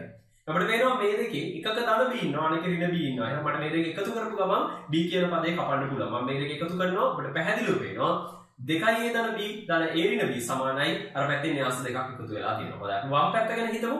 b ධන b ඍණ b කැපෙනවා 2a ධන a අවසානයේ සුළු වෙනවා 3a බවට. එහා පැත්තේ අපිට පුළුවන් න්‍යාස දෙක එකතු කරන්න. අපි දන්නවා න්‍යාස එකතු කරන හැටි. 1 ධන 2 3යි 4 ධන 2 6යි ආදි වශයෙන් අපිට පුළුවන් මේ සියලු න්‍යාස එකතු කරන්න. න්‍යාස දෙක එකතු කරලා ලියන්න. හොඳයි. දැන් ඔබට පේනවද විශේෂත්වයක් මොකද්ද? දකුණු පැත්තේ තියෙන න්‍යාසයෙන් අපිට පුළුවන් 3 ඉලක්කම පිටතට ගන්න. මෙන්න මේ ආකාරයෙන් ඔබට පැහැදිලිව පේන්න ඕනේ. හේතුව මේකයි. ඒ න්‍යාසයේ හැම අවයවයකම 3 කියන සාධකය තියෙනවා. අපිට පුළුවන් මේ 3 ඉලක්කම පිටතට ගන්න. හේතුව ඒ තුනේ ඉලක්කමින් අර න්‍යාසය වැඩි කරාට පස්සේ ආරම්භක න්‍යාසය ලැබෙන විදියට අපිට හිතන්න පුළුවන්. ඔව්. හොඳයි. දැන් ලැබිච්ච ප්‍රකාශනයේ මම තුනේ ඉලක්කමක් කපලා දානවා. එහෙම නැත්නම් දෙපසුළු තුනෙන් බෙදලා දානවා. එතකොට මට ලැබෙනවා කැපිටල් A සමානයි 1 2 ඍණ 1 සහ බිංදුව. ඔන්න මගේ න්‍යාස දෙකෙන් එකක් මම සම්පූර්ණයෙන් හොයලා ඉවරයි. හොඳයි. දැන් කොහොමද අනිත් න්‍යාසය වන්නේ B වල? අපි දන්නවා සාමාන්‍ය සමගාමී සමීකරණ වල එක නොදන්න පදයක් කියුවාම ඒක ආදේශ කරන්න පුළුවන් අනිත් නොදන්න පදේ හොයන්න. එහෙනම් මම මේ A හොයන ලද න්‍යාසය ආරම්භක සමීකරණ දෙකෙන් එකකට ආදේශ කරනවා. මම ගන්නවා පළවෙනි සමීකරණය. මම පළවෙනි සමීකරණයට ආදේශ කරනවා. කොහොමද? දෙවතාවක් A හොයන ලද න්‍යාසය ධන B සමානයි දෙන ලද ආරම්භක න්‍යාස වලින් එකක්. හොඳයි. එහෙනම් මේ ප්‍රකාශනයෙන් අපිට පුළුවන් දැන් B කියන න්‍යාසය හොයන්න. මම එහෙනම් සුළු කිරීම පටන් ගන්නවා. B සමානයි දකුණු පැත්තේ තිබිච්ච 1.4.0 කියන න්‍යාසය හැමම තියෙද්දී වම් පැත්තේ තිබිච්ච 2 වැඩි කිරීම කොළ පැහැන් වෙනලා තියෙන න්‍යාසය මම දානවා දකුණු පැත්තට ඍණ ලෙස. අපි දන්නවා එහා පැත්තට ගියාට පස්සේ ඍණ. හොඳයි. දැන් මට මේක සුළු කරන්න පුළුවන්. ආරම්භක න්‍යාසය හැමමයි අර දෙකෙන් A කියන න්‍යාසය ගුණ කරනවා. අපි දන්නවා අදිශ්‍රයකින් ගුණ කරද්දී හැම අවයවයකම ගුණ වෙනවා 2 4 ඍණ 2 බිංදුව. බොහොම පැහැදිලි. දැන් මට තියෙන්නේ න්‍යාස දෙකක් අඩු කිරීම පමණයි. අවයවයෙන් අවයවය අඩු කරන්න පුළුවන්. අවසාන උත්තරය ලැබෙනවා B සමානයි ඍණ 1 බිංදුව 2 සහ 3. එහෙනම් මම අවසාන වශයෙන් A සහ B කියන න්‍යාස දෙක මෙන්න මේ විදිහට හොයලා ඉවරයි. බලන්න. එතෙන්දී ඇත්තටම අපි කරේ න්‍යාස දෙකක් යම්කිසි ගණිත කර්ම වලට භාජනය වෙලා ලැබෙන අවසන් පිළිතුරු අපිට දීලා තියෙද්දී ආරම්භක න්‍යාස දෙක හොයාගෙන ගියපු වෙලාව. ඇත්තටම එතෙන්දී අපි කරේ න්‍යාස වලට සාමාන්‍ය ගණිත කර්ම යොදපු එකම තමයි. හොඳයි. අපි තවත් එක ගණනක් බලමු අංක 2. අපිට පැහැදිලිව පේනවා W බිංදුව 1 ඉසේ. එක්තරා න්‍යාසයක් තව න්‍යාසයක් තියෙනවා ඒක සමානයි තවත් න්‍යාසයකට. ඒතර න්‍යාස දෙකක එකතුව තවත් න්‍යාසයකට සමාන වෙච්ච අවස්ථාවක් දීලා තියෙනවා. අපිට කියනවා WXYZ කියන නියත සොයන්න. අපිට පැහැදිලිව පේනවා WXYZ කියන්නේ අර ප්‍රකාශනය තුල තියෙන නොදන්න පද හතරක්. අපිට තියෙන්නේ අන්නේ පද හතර හොයන්න. හොඳයි. අපි බලමු කොහොමද කරන්න කියලා. මම මුලින්ම දීලා තියෙන ගානේ දෙකෙන් ගුණ කිරීම කියන කොටස සිද්ධ කරනවා. ඒ කියන්නේ පළවෙනි න්‍යාසයේ W බිංදුව 1 ඉසේ බොහොම පැහැදිලි. ඊළඟට තියෙනවා දෙක වැඩි කිරීම තවත් න්‍යාසයක්. එහෙනම් මට මුලින්ම පුළුවන් නේද? ඒ න්‍යාසෙ දෙකෙන් ගුණ කරගන්න. මේ ආදි වශයෙන්. ඒතර හැම අවයවයකම දෙකෙන් ගුණ වෙන්න ඕන. දෙවතාවක් එක 2යි 2x 2y සහ නැවත 2. ඊට පස්සේ වම් පැත්තේ තියෙන න්‍යාස දෙක මම එකතු කරනවා. මොකද එකතු කිරීමක් එතන කරන්න තියෙන්නේ. මට පුළුවන් මේ දෙක එකතු කරන්න. අවයවයෙන් අවයවයට එකතු කරන්න ඕන. W ධන 2 බිංදුව ධන 2x ආදි වශයෙන්. හොඳයි. දැන් අපිට පේනවාද මේ විශේෂත්වයක්. මොකද්ද මේ ඇවිල්ලා තියෙන්නේ? න්‍යාසයක් සමානයි තවත් න්‍යාසයකට. ඔබට මතකද මම මුලදීම කතා කරපු එක්තරා විශේෂ સિદ્ધාන්තයක් තියෙනවා. ඒ સિદ્ધාන්තයේදී අපි කතා කරේ න්‍යාස දෙකක් සමාන වීම සඳහා වෙන්න ඕන දේ නැත්නම් අවශ්‍යතාවය. මොකක්ද අපි එතෙන්දී කතා කරපු දේ? අපි කිව්වා න්‍යාස දෙකක් සමාන විය යුතු නම් ඒ දෙකේ ගණයන් සමාන විය යුතුයි. ඒ වගේම අවයවෙන් අවයවයට එකිනෙක සමාන විය යුතුයි. ඔබට පැහැදිලිව පේනවද? දැන් ඇවිල්ලා තියෙන්නේ න්‍යාස දෙකක් එකිනෙක සමාන බව අපිට පෙන්නලා තියෙනවා. ඔව් මේ දෙකේ ගණයන් අනිවාර්යෙන් සමානයි. මොකද දෙකම දෙක වැඩි කිරීම දෙක සමචතුරස්‍ර න්‍යාස දෙකක්. එහෙනම් ඊළඟට සිද්ධ වෙන්න ඕන තව එකම එක දෙයයි. මොකද්ද? අනුරූප අවයව සමාන විය යුතුයි. එහෙනම් අපිට පැහැදිලිව කියන්න පුළුවන් පළමු න්‍යාසයේ පළමු අවයවය W ධන 2 දෙවන න්‍යාසයේ පළමු අවයවය වෙන එකට අනිවාර්යෙන් සමාන විය යුතුයි. එහෙනම් මට පළමු සමීකරණය ලැබෙනවා W ධන 2 සමානයි 1. මේ ආදි වශයෙන් මේ න්‍යාස දෙකේ තියෙන අවයව හතරම කේන්ද්‍ර කරගෙන මූලික කරගෙන මට සමීකරණ හතරක් මේ ආදි වශයෙන් ලියන්න පුළුවන්. ඊළඟ එක බිංදුව ධන 2යි සමානයි 2, ඊළඟ එක 1 ධන 2යි y සමානයි 1, අවසාන එක z ධන 2 සමානයි 4. බොහොම සරල සමීකරණ හතරක්. ඒතර මේ සමීකරණ හතර සරලව විසඳන්න පුළුවන්. අපිට පැහැදිලිව පේනවා විසඳීමේ තරම අමාරු නෑ. අවසාන පිළිතුරු ටික මම පෙන්නන්නම්. w සමානයි ඍණ 1, x සමානයි 1, y බිංදුවයි z සමානයි 2යි. ඔන්න අවසාන අගයන් ටික. හොඳයි. ඒතර මේ වෙනකම් අපි කතා කරේ න්‍යාසවල මූලික સિદ્ધාන්ත ටික, මූලිකම දේවල් ටික සහ මූලික ගණිත කර්ම ඒ මත පිළිගන්නේ කොහොමද? ඒකෙත් එකතු කිරීම, අඩු කිරීම සහ අදිශ ගුණිතය පමණයි. හොඳයි. ඊළඟට අපි කතා කරන්න යනවා න්‍යාස දෙක ගුණ කිරීමේදී සිද්ධ වෙන්නේ මොකක්ද කියන එක. අපි ඊළඟට බලමු න්‍යාස ගුණ කිරීම පිළිබඳව. හොඳයි. මෙතෙන්දී මම මුලින්ම එක්තරා විශේෂ න්‍යායක් ඉදිරිපත් කරනවා න්‍යාස ගුණ කිරීම පිළිබඳව සඳහන් වෙන්නේ. මොකක්ද? න්‍යාස දෙකක් ගුණ කරන්න පළමු න්‍යාසයේ තීරු ගණන දෙවන න්‍යාසයේ පේලි ගණනට අනිවාර්යෙන් සමාන වෙන්න ඕනේ. දැන් මෙතෙන්දී පොඩි අදහසක් කියනවා පළමු න්‍යාසය සහ දෙවන න්‍යාසය කියලා. අපිට පැහැදිලිව තියෙනවා මේ වාක්‍ය තුල. ඒතර පළමු න්‍යාසය දෙවන න්‍යාසය කියලා න්‍යාස දෙකක් ගැන කතා කරද්දී අපිට විශේෂයෙන් තේරෙන්න ඕනේ න්‍යාස දෙකක්. අපි හිතමු AB කියලා. මේ දෙක ගුණ කරද්දී එක්කෙනෙක් පළවෙනියා වෙනවා අනිත් එක්කෙනා දෙවෙනියා වෙනවා. එතකොට මෙතෙන්දී පොඩි ඉඟියක් අපිට එනවා න්‍යාස දෙකේ පිළිවෙල න්‍යාස ගුණ කිරීමට බෙහෙවින් වැදගත් කියලා. ඌ අනිවාර්යයෙන්. අපි කියනවා න්‍යාස දෙකක් ගුණ කිරීමේදී ගුණ කරන පිළිවෙල බෙහෙවින්ම වැදගත්. ඒක මත න්‍යාස දෙකේ ගුණිතයේ අවසාන පිළිතුර වෙනස් වෙනවා. ඒ කියන්නේ න්‍යාස දෙකේ ගුණිතය න්‍යාද්දේශ න්‍යාය පිළිපදින්නේ නැහැ. අපිට මතක නම් න්‍යාද්දේශ න්‍යාය. ඒකදී අපි කිව්වේ අදාළ ගණිත කර්මයේ සිද්ධ කරන පිළිවෙල වැදගත් වෙන්නේ නැහැ කියලා. නමුත් මෙතෙන්දී අනිවාර්යයෙන් මේ පිළිවෙල අපිට වැදගත් වෙනවා. හොඳයි. අපි යනවා න්‍යාස දෙකක් ගුණ කිරීම පිළිබඳව සලකන්න. දැන් මේක තුල එකපාර අදහසක් එන්නේ නැහැ Tamanට කොහොමද න්‍යාස දෙක ගුණ කරන්නේ කියලා. හොඳයි අපි බලමු උදාහරණ කිහිපයකට ගිහිල්ලා. මම මුලින් මතක් කිරීමක් කරනවා න්‍යාස ගණය පිළිබඳව. ඔබට මතක නම් න්‍යාසයක ගණය අපි සඳහන් කරේ පේලි ගාන වැඩි කිරීම තීරු ගාන විදියට. ඒක සංකේත ක්‍රමයක් සංකේතයක්. ඒතර මෙන්න මේක අපිට හුඟක් වැදගත් වෙනවා න්‍යාස ගුණ කිරීමේදී සලකා බලන්න. හොඳයි. මම මුලින්ම ගන්නවා එක්තරා උදාහරණයක්. මෙන්න මේ විදියට. මම ගන්නවා න්‍යාස දෙකක්. කැපිටල් A දෙක වැඩි කිරීම තුන න්‍යාසයක්, කැපිටල් B දෙක වැඩි කිරීම දෙක න්‍යාසයක්. බොහොම පැහැදිලි. හොඳයි. දැන් මම මේ න්‍යාස දෙක AB පිළිවෙලට ගුණ කිරීම ගැන සලකනවා. ඒතර අපිට පැහැදිලිව වෙනවා මේකේ පළමු න්‍යාසය වෙන්නේ A, දෙවෙනි න්‍යාසය වෙන්නේ B. බොහොම සරලයි. දැන් අර කිව්ව නිර්ණායකය අපි ගමු. මොකක්ද? පළමු න්‍යාසයේ තීරු ගාන. ඒතර පළමු න්‍යාසයේ A නම් ඒකේ තීරු ගාන තමයි මෙන්න මේ ඉලක්කමෙන් පෙන්නන්නේ 3යි. ඒ වගේම දෙවෙනි න්‍යාසයේ පේලි ගාන B ගේ පේලි ගාන 2යි. අපිට පැහැදිලිව වෙනවා මේ දෙන්න අසමානයි. ඒ කියන්නේ අපිට කවදාවත් A වතාවක් B කියලා න්‍යාසයක් හොයන්න බෑ. එහෙම නැත්නම් AB න්‍යාස දෙක A මුලින් B පසු වෙන විදිහට ගුණ කරන්න බෑ. හොඳින් මතක තියාගන්න. ඒ කියන්නේ ඇත්තටම න්‍යාස පද්ධතිය තුල න්‍යාස ගැන කතා කරද්දී හැම න්‍යාස දෙකම ගුණ කරන්නත් බෑ. න්‍යාස එකතු කිරීම අඩු කිරීම වගේම තමයි. ඒ තැන් දෙකේදී අපි න්‍යාස දෙකක් එකතු කිරීමේදී අඩු කිරීමේදී ඒ දෙන්නයි ගණයන් සමාන විය යුතුයි කියලා කිව්වා. නමුත් මෙතෙන්දී ගණයන් නෙවෙයි සමාන විය යුතු. පළමු න්‍යාසයේ තීරු ගාන දෙවන න්‍යාසයේ පේලි ගන්නට සමාන වීමයි සිද්ධ වෙන්න ඕන. හොඳයි. අපි යන් තවත් උදාහරණයකට මම ගන්නවා එක්තරා න්‍යාසයක්. කැපිටල් A දෙක වැඩි කිරීම දෙක, තවත් න්‍යාසයක් B දෙක වැඩි කිරීම 3. බොහොම පැහැදිලි. එහෙනම් මට මේ න්‍යාස දෙක ගුණ කිරීමට අවශ්‍යයි. හොඳයි. අපි බලමු කොහොමද කරන්නේ කියලා. මම මේ න්‍යාස දෙක AB න්‍යාස පිළිවෙල සලකනවා නම් ගුණ කිරීමේදී පළමු න්‍යාසයේ A එහෙනම් එයාගේ තීරු ගාන 2යි, දෙවෙනි න්‍යාසයේ B එහෙනම් එයාගේ පේලි ගාන 2යි. ඔව් හරියටම සමානයි. එහෙනම් මට පුළුවන් මේ න්‍යාස දෙක ගුණ කරන්න අනිවාර්යයෙන්. එහෙනම් මේ න්‍යාස දෙක ගුණ කළ හැකියි. හොඳයි.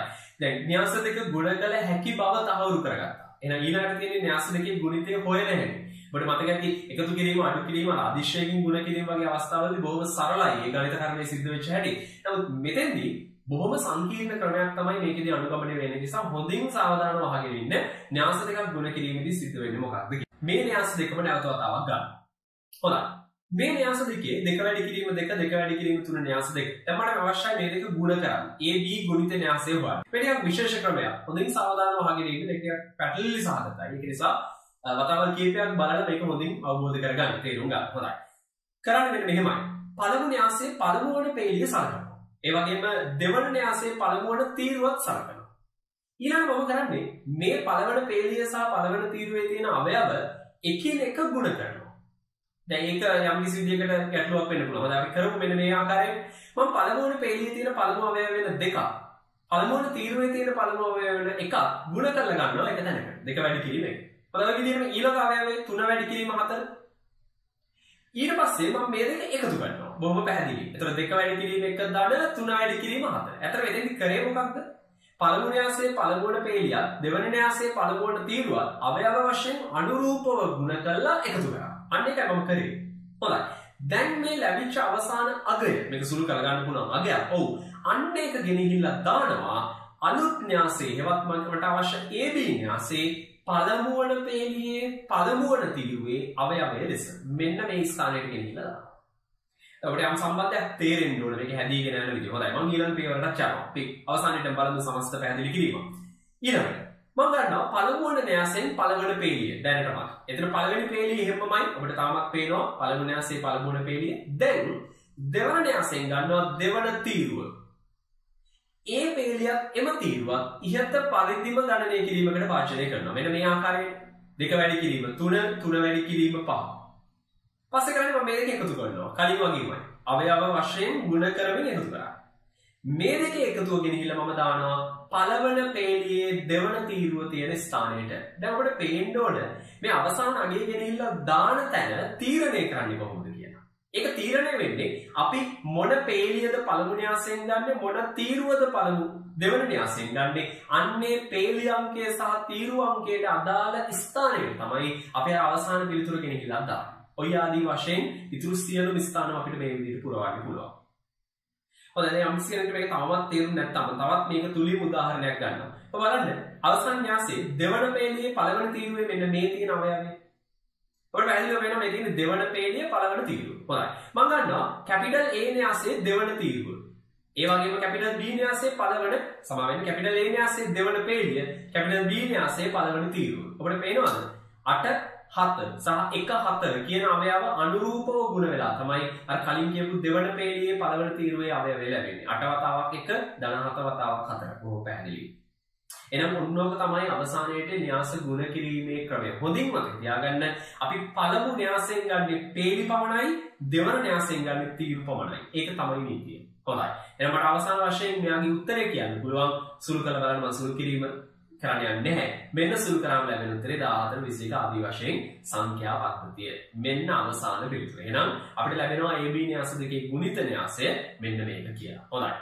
මේ න්‍යාසයේ ගණය පිළිබඳව මම දැම්ම අදහසක් ප්‍රකාශ කරන්න යන්නේ නැහැ. මම තා පියවරක් ඉදිරියට ගිහිල්ලා මේ අවසානයේ ලැබිච්ච න්‍යාසයේ ගණය පිළිබඳව යම් අදහසක් ප්‍රකාශ කරනකොට දැනට පේනවා මේ ලැබිලා තියෙන න්‍යාසය දෙක වැඩි කිරීම තුන ගණය සහිත න්‍යාසයක්. හොඳයි. මම යනවා ඊළඟ කොටස. ඊළඟ කොටසදී ඔබට පේනවා මම නැවත ගන්නවා තවත් උදාහරණයක් පැහැදිලි කරන්න. මේක අපි උදාහරණ කීපයක් බලමු. ඉතින් පැහැදිලි කරගන්න. මම ගන්නවා තවත් උදාහරණයකට AB න්‍යාස දෙකක් අපි බලමු. න්‍යාස දෙක පේලි වශයෙන් සහ තීරු වශයෙන් පළමු න්‍යාසයේ තීරු ගානක් දෙවෙනි න්‍යාසයේ පේලි ගානක් හරියටම සමානයි. ඔව්. ඒ කියන්නේ මට මේ දෙකත් මුල කරන්න පුළුවන් අනිවාර්යෙන්. එහෙනම් මම AB න්‍යාසය හොයන්න පටන් ගන්නවා. කොහොමද කරන්නේ? පළමු න්‍යාසයේ පළමුවන පේලිය දෙවෙනි න්‍යාසයේ පළමුවන තීරුව මේ දෙක අනුරූප වශයෙන් ගුණ කරලා ලැබෙන පිළිතුර එකතු කරලා අවසාන වශයෙන් දානවා පළවෙනි පේලියේ පළවෙනි තීරුවේ අවයව ලෙස. හොඳයි විදිහටම පළමු න්‍යාසයේ පළමුවන පේලිය දෙවන න්‍යාසයේ දෙවන තීරුව මේ දෙක ගුණ කරනවා අනුරූප වශයෙන් අවයව එක ගෙනින් දානවා අවසාන න්‍යාසයේ පළමුවන පේළියේ දෙවන තීරුවේ අවයව ලෙස. හොඳයි. ඊටු ටිකක් ඔය විදිහම තමයි. එහෙනම් අවසාන වශයෙන් මට පුළුවන් මේ ගණනය කිරීම සුළු කරලා අවසාන පිළිතුර කියන්න AB සමානයි 7 5 1 සහ 20. ඔබ සුළු කිරීම කරලා බලන්න වීඩියෝ එක නවත්තලා. ඔබට පැහැදිලිව පේන්නේ සුළු කිරීම දෙන්න එනවා. හොඳයි. දැන් ඔබට බොහොම විශේෂ දෙයක් මම පෙන්නන්න යනවා. මොකක්ද? ඔබට පේන්න ඕනේ මෙන්න මේ විශේෂ ලක්ෂණය. ඔබට පැහැදිලිව පේන්න ඕන හරියටම පළමු න්‍යාසයේ පේලි ගානක් දෙවන න්‍යාසයේ තීරු ගානක් අවසාන වශයෙන් පැමිණිලා තමයි අවසාන න්‍යාසයේ ගණය නිර්මාණය කළා දෙන්නේ. බොහොම වැදගත්. එන බොහොම විශේෂ දෙයක් එතෙන්දී අතරම සිද්ධ වෙන්නේ. ඔව් කලින් එකෙත් ඒක වුණා. ඔබ ගිහිල්ලා බලන්න එතෙන්ට. ඒ වීඩියෝ එකේ ඒ ස්ථානයට නැවත ගිහිල්ලා බලන්න. ඔබට පැහැදිලිව වෙන්නේ අර පළමු න්‍යාසයේ පේලි ගාන දෙවන න්‍යාසයේ තීරු ගානත් එක්ක සම්බන්ධ වෙලා තමයි අවසාන න්‍යාසයේ ගණය නිර්මාණය කළා දෙන්නේ. හොඳයි. මම යනවා තවත් උදාහරණයකට. තුන්වෙනි උදාහරණයේ AB න්‍යාස දෙකක්. අපිට පැහැදිලිව පේනවා පළමු න්‍යාසයේ තීරු ගාන, දෙවෙනි න්‍යාසයේ පේලි ගාන අනිවාර්යෙන් සමානයි. එහෙනම් මට මේක ගුණ කරන්න පුළුවන්ද? පුළුවන්. AB ගුණිතය සලකන්න පුළුවන්. හොඳයි මම AB ගුණිතය හොයනවා. කොහොමද? පළමු න්‍යාසයේ පළමුවන පේලිය. ඇත්තටම කිව්වොත් පළමු න්‍යාසයේ පේලි දැනටම තියෙන්නේ එකයි. ඔව් අනිවාර්යෙන්. හේතුව අපිට පේනවා ඒකේ ඒක පේලි න්‍යාසයක්. එහෙනම් ඉතින් ගන්න තියෙන එකම එක පේලියයි එම පේලියම පමණයි. හොඳයි. ඒක දෙවෙනි න්‍යාසයේ පළමුවන තීරුවත් එක්ක අපි ගුණ කරමු. එක එකෙන් දෙක තුනෙන් සහ ඍණ තුනකින්. පැහැදිලිව ගුණ කරලා එකතු කරලා ගන්න. ඒක තමයි පළමු අවයවය වෙන්නේ. පළමු න්‍යාසයේ පළවෙනි පේලිය. එපමණයි පේලියකට තියෙන්නේ. දෙවෙනි න්‍යාසයේ දෙවන තීරුවත් එක්ක අර විදිහටම ගුණ කරලා ගන්න පුළුවන් මෙන්න දෙවන අවයවය. අවසාන උත්තරේ අපිට ලැබෙනවා AB ගුණිතය 4 සහ ඍණ 4. මේකෙත් බලන්න අර ලක්ෂණය මේ දෙක එක වැඩි කිරීම දෙක කියන ගණය අවසාන න්‍යාසයට නිවැරදි ලෙසම ලැබෙනවා. එහෙනම් හොඳින් තේරුම් ගන්න මේ සංසිද්ධිය සිද්ධ වෙන විදිය. තව විශේෂ දෙයක් මම මෙතෙන්දි කියන්න කැමතියි. බොහොම පැහැදිලිව. ඔබට තේරෙන්න ඕනේ. මොකක්ද? මේ න්‍යාස ගුණ කිරීමේදී අපි අත්‍තරම කරේ පළමු න්‍යාසයේ පේලිය දෙවන න්‍යාසයේ තීරුවක් සමග ගුණ කරපු එකනේ. දැන් ඔබ බලන්න හරියටම පළමු න්‍යාසයෙන් ගන්න පේලියක. දැන් මේ උදාහරණයම සලකමු. පළමු න්‍යාසයේ පේලියක තියෙනවා අවයව තුනක්. 1 2 ඍණ 3 කියන අවයව තුන. දෙවන න්‍යාසයේ තීරුවක 1 3 1 ආයත අවයව තුනක් තියෙනවා. හරියටම අවයව තුනක් එක ගානටම අනුරූපව ගුණ කරලා එකතු කරන්න පුළුවන්. එතකොට බලන්න ওই ලක්ෂණය නේද අපි න්‍යාස ගුණිතයේ පළමු නිර්ණායකයේ විදිහට හැදුවේ. මොකද්ද පළමු නිර්ණායකය? පළමු න්‍යාසයේ තීරු ගාන දෙවෙනි න්‍යාසයේ පේලි ගානට සමාන විය යුතුයි. ඇයි එහෙම වෙන්න ඕන? ඔව් එහෙම නොවුනනම් පළවෙනි න්‍යාසයේ තියෙන අවයව පළමු න්‍යාසයේ යම් පේලියක තියෙන අවයව ගානක් දෙවෙනි න්‍යාසයේ යම් තීරුවක තියෙන අවයව ගානක් නොගැලපෙන්න තිබුණා. ඒ මොකද පළමු න්‍යාසයේ තීරු ගාන කියලා කියන්නේ එහි පේලියක අයත් අවයව ගාන. එහෙනම් පළමු න්‍යාසයේ තීරු ගාන දෙවෙනි න්‍යාසයේ පේලි ගානට සමාන වෙන එකකින් කියවෙන්නේ පළමු න්‍යාසයෙන් ගන්න පේලියක තියෙන අවයව ගානයි දෙවෙනි න්‍යාසයෙන් ගන්න තීරුවක තියෙන අවයව ගානයි හරියටම ගුණ කිරීම සඳහා ගැලපෙනවා කියන අදහස. හොඳයි. මේ විස්තර කිරීම කරේ අතර උදාහරණ කීපයකින් න්‍යාස ගුණ කරන විදිය ගැන. හොඳයි. අපි යමු මේක තවත් තියෙන එක්තරා විශේෂ පැත්තකට. හොඳයි. හිතන්න මම ගන්නවා AB කියලා න්‍යාස දෙකක්. මේ දෙක මම සාධාරණවයි නිරූපණය කරලා තියෙන්නේ. පළවෙනි න්‍යාසයේ n වැඩි කිරීම p, දෙවෙනි න්‍යාසයේ p වැඩි කිරීම a. එතන අපිට පැහැදිලිව පේනවා අර p සහ p පළවෙනි න්‍යාසයේ තීරු ගාන p, දෙවෙනි න්‍යාසයේ පේලි ගාන p. ඔව්. හොඳයි. ඊළඟට මම ටිකක් විශේෂ වැඩකට යනවා. මොකද්ද? මම ගන්නවා c කියලා තවත් න්‍යාසයක්. ඒකෙන් කියවෙන්නේ a වතාවක් p. දැන් අපි දන්නවා ගුණ කර හැකි. ඔව්. ආයෙත් මන්නේ ගුණ කරාම ලැබෙන න්‍යාසෙ මම c කියලා අර්ථ දක්වනවා. හොඳයි. හිතන්න c කියන කෙනාවත් මම එක්තරා විදිහකට සාධාරණව ගන්නවා කියලා. c සමානයි ij. c සමානයි cij. හොඳයි. ඒකත් සාධාරණ නිරූපණය කරා. දැන් මට ඒකෙත් ගණය අවශ්‍ය නම් ලියන්න පුළුවන්. කොයි විදිහටද? ඒකේ ගණයේ අපි දන්නවා පළමු න්‍යාසයේ පේලි ගානක්, දෙවෙනි න්‍යාසයේ තීරු ගානක්. අපි අවසාන කොටස විදිහට ඒක තියමු. හොඳයි. ඊළඟට මම ටිකක් විශේෂ වැඩක් කරනවා. මම ගන්නවා ab සමානයි c කියන ප්‍රකාශනය. අරගෙන මම මුලින්ම ගන්නවා a න්‍යාසය. හිස් වර්ණයක්. ඔව් මම ඒක පුරවනවා දැන්. ඒ වගේම b න්‍යාසය සමාන වෙනවා හරියටම c න්‍යාසයට. හොඳයි. හිතන්න a පළමු න්‍යාසයේ මම ගන්නවා i වන පේලිය. ඔබ දන්නවා i වන පේලිය ලියන හැටි. පේලිය අංකය තමයි සාධාරණ අවයවයේ මුලින් තියෙන අංකය. තීරු අංකය වෙනස් වෙනවා. මොකද පේලිය තුල විවිධාකාර තීරු තියෙන්න පුළුවන්. ai1, ai2, ai3 ආදී වශයෙන් aip. මොකද පේලි සම වෙන්න තීරු p ගානක් තියෙනවා. හොඳයි. දෙවෙනි න්‍යාසය b. ඒකෙන් මම ගන්නවා j වන තීරුව. අපි දන්නවා b1j, b2j, b3j ආදී වශයෙන් bpj. ඇයි? p ගානක් ඔව් අවයව අනිවාර්යයි. ඇයි? ඒක තමයි ඒකේ තියෙන තීරු ගාන. සම වෙන්න පේලි ගාන. හොඳයි. අපි දන්නවා පළමුවන න්‍යාසයේ i වන පේලිය දෙවන න්‍යාසයේ j වන තීරුවත් එක්ක ගුණ වෙලා එකතු වෙලා අවසාන වශයෙන් ලැබෙන උත්තරය ලියවෙන්න ඕන c කියන න්‍යාසයේ i වන පේලියේ j වන තීරුවේ අවයවය ලෙස. ඒ කියන්නේ මෙන්න මේ ස්ථානයේ. අපි දන්නවා එතන තියෙන අවයවය තමයි cij. එහෙනම් ඇත්තටම අපිට cij ව ලියන්න පුළුවන් නේද? යම් කිසි විදියකට. ඔව් අපි දන්නවා කොහොමද ලියවෙන්නේ? පළමු න්‍යාසයේ i වන පේලිය දෙවන න්‍යාසයේ j වන තීරුවත් එක්ක අනුරූපව ගුණ වෙමින් එකතු වෙනවා. එහෙනම් පළමු න්‍යාසයේ i වන පේලියේ පළමු අවයවය ai1 b1j එක්ක ගුණ වෙලා පළමු පදයේ විදිහට එනවා. හොඳයි. ඊළඟ දෙවන පදේ ai2 වැඩි වෙනවා b2j ගෙන් ඒකත් අරකට එකතු වෙනවා. ආදි වශයෙන් p වෙලියා වෙනකම් යනවා. දැන් ඔබට හොඳින් තේරෙන්න ඕන මේ වැඩේ සාර්ථකව නිම කරන්න නම් අර i වන පේලියේ තියෙන අවයව ගාන j වන තීරුවේ තියෙන අවයව ගානත් එක්ක හරියටම සමාන වෙන්න ඕන. නැත්නම් කොයින් හරි අවයවයක් ඉතුරු වෙනවා. ඕව වැඩි වෙනවා. එහෙම නැත්නම් අඩු වෙන්න පුළුවන්. එහෙනම් අපිට අනිවාර්යයෙන්ම අවයව ගාන සමබර වේ යුතුමයි. ඒක තමයි නිර්ණායකකින් කියුනේ. මොකද පළමු න්‍යාසයේ තියෙන තීරු ගාන කියලා කියන්නේ ওই පේලියක තියෙන අවයව ගාන. ඒක තමයි p. දෙවෙනි න්‍යාසයේ තියෙන පේලි ගාන කියන්නේ ওই තීරුවේ තියෙන අවයව ගාන. ඒකත් p. ඒක නිසා තමයි හරියටම අවයව ගාන එකිනෙක ගුණ කරගන්න ප්‍රමාණවත් උනේ නැත්නම් මදි උනේවත් වැඩි උනේවත් නැත්තේ. හොඳයි. මට දැන් මේක ගන්න පුළුවන් ටිකක් විශේෂ විදියකට. මේක මට පුළුවන් සිග්මා අංකණය නිරූපණය කරන්න. ඔබ දන්නවා සිග්මා අංකණය. සිග්මා අංකණයදී අපි කරන්නේ සාධාරණ පදයක් දිගින් දිගට එකතු වෙලා තියෙනවා නම් ඒක තනි ප්‍රකාශනයක් විදියට සිග්මා කියන සංකේතයෙන් ලියනවා.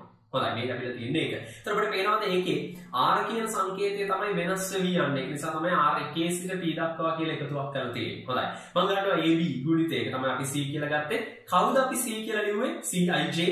අපි දන්නවා cij ව තමයි ගත්තේ. මට පුළුවන් මේ cij වෙනකොට දැන් හොයාගත්ත සිග්මා අංකණය ලියන්න මෙන්න මේ විදියට. එතන මට මෙන්න මේ ප්‍රකාශනය අවසාන වශයෙන් ලැබෙනවා න්‍යාස දෙකේ ගුණිතය විදියට. බොහොම පැහැදිලි. එහෙනම් මට මේකේ අවසාන ගණය ලියන්න පුළුවන්. අපි දන්නවා පළමු න්‍යාසයේ a එහෙනම් ඒකේ පේලි ගාන n, දෙවෙනි න්‍යාසයේ b එහෙනම් ඒකේ තීරු ගාන m, එහෙනම් n වැඩි කිරීමෙන් ලෙස මට මෙයාගේ ගණය ලියන්න පුළුවන් අවසාන වශයෙන්. හොඳයි. මම යනවා එක්තරා ගානකට. අපි න්‍යාස ගුණිතය සඳහා එක්තරා ගානක් බලලා ඊට පස්සේ ඊළඟ කොටස් වලට යමු. හොඳයි. මම ගාන වශයෙන් ගන්නවා capital A 1.2.1 හා B 2.1 ඍණ 1 ආදී වශයෙන් වූ න්‍යාස දෙක සලකන්න.